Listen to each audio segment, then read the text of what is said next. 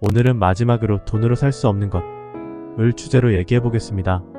마지막으로 채테크의 모든 과정을 마무리하면서 돈이 우리의 삶에서 차지하는 가치에 대해 생각해 보고자 합니다. 채테크를 통해 우리는 더 나은 경제적 여건을 만들어 나갈 수 있지만 이 과정에서 중요한 것은 삶의 중요한 가치를 잊지 않는 것입니다. 꽤나 유명한 광고 카피였는데 기억하시는 분이 있을까요? 당신이 사는 곳이 당신이 누구인지 말해줍니다. 요즘 어떻게 지내냐는 친구의 말에 자동차로 대답했습니다. 당신의 오늘을 말해줍니다. 2000년대에 나온 아파트 분양 광고 카피와 자동차 광고 카피입니다. 광고하고자 하는 브랜드의 고급스러움을 강조하려는 의도였을 것입니다. 하지만 이러한 광고는 사람들이 자신의 가치를 부동산이나 자동차와 같은 외적인 요소로 측정하게 만듭니다. 어디에 사는지, 무엇을 타는지가 사람의 품격을 규정한다는 생각이 참 무섭게 느껴집니다. 위 광고가 방영된 당시에도 천박한 자본주의의 모습이라느니 황금만능주의에 치든 사회라느니 많은 비판이 나왔습니다. 이후 사회는 좀 더 나은 방향으로 발전했을까요? 언제나 평등하지 않은 세상을 꿈꾸는 당신에게 바칩니다. 2023년에 나온 아파트 분양 광고 카피입니다. 가진 것으로 사람의 가치를 평가하는 사회를 넘어서 가진 것으로 사람을 차별하는 사회가 된 것 같아 어쩐지 서글픕니다. 시간이 갈수록 황금만능주의가 더욱 만연해지는 것 같습니다. 사람들은 이제 어디에 사는지, 무엇을 타는지, 얼마나 재산을 가지고 있는지로 사람의 급을 나누는 걸 당연하게 여깁니다. 돈의 많고 적음에 따라 사회적 계급이 정해집니다.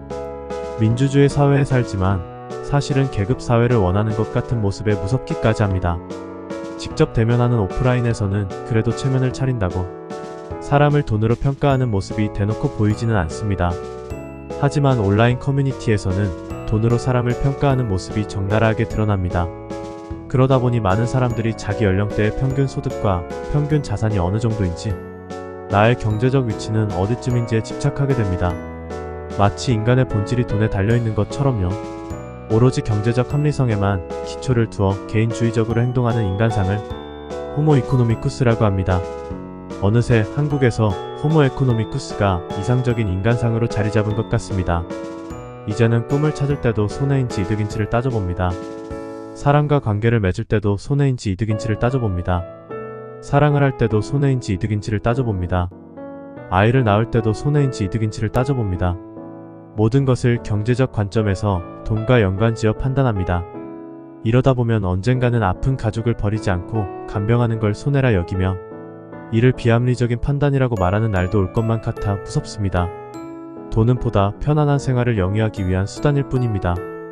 돈은 결코 목적이 될 수 없고 목적이 되어서도 안 됩니다. 경제적인 관점을 가져야 할 때가 있고 가져선 안 될 때가 있습니다. 이 차이를 구분하지 못하면 자신은 절대 손해보지 않고 합리적으로 살아가는 똑똑한 사람이라고 생각할지 모르지만 사실은 중요한 가치를 전부 잃은 채 살아가게 됩니다. 돈이 삶의 전부라고 여기지 마세요. 돈이 모든 문제를 해결해 줄 것이라고 생각하지 마세요. 돈은 고작 돈일 뿐입니다. 삶에서 진정으로 중요한 가치가 무엇인지 고민해보고 각자의 답을 찾아내시기 바랍니다. 다음 내용은 피터 리브스의 시 돈으로 살 수 없는 것 중 일부입니다. 돈으로 호화로운 집을 살 수는 있어도 행복한 가정은 살 수 없다. 돈으로 최고로 좋은 침대는 살 수 있어도 최상의 달콤한 잠은 살 수 없다. 돈으로 얼마든지 책은 살 수 있어도 결코 삶의 지혜는 살 수 없다. 돈으로 쾌락은 살 수 있어도 진정한 사랑은 살 수 없다. 돈으로 화려한 옷은 살 수 있으나 내면에서 우러난 참된 아름다움을 살 수는 없다. 저에게 가장 중요한 가치는 행복입니다. 어떤 언짢은 꿈을 가지고 살아가더라도 꿈에 다가기 위한 과정은 평범한 일상의 반복입니다. 그렇기에 저는 행복을 결과가 아닌 과정에서 찾고자 합니다.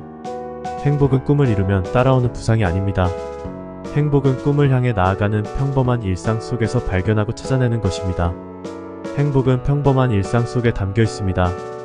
행복을 찾아내기에 너무나 초라한 하루였다고 생각하지 말고 다시 한번 오늘 하루를 되돌아보세요.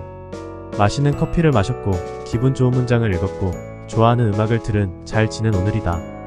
그것만으로 행복한 하루는 완성됩니다. 하루의 행복을 찾아내는 매일이 반복되면 평생을 행복하게 살아갈 수 있습니다.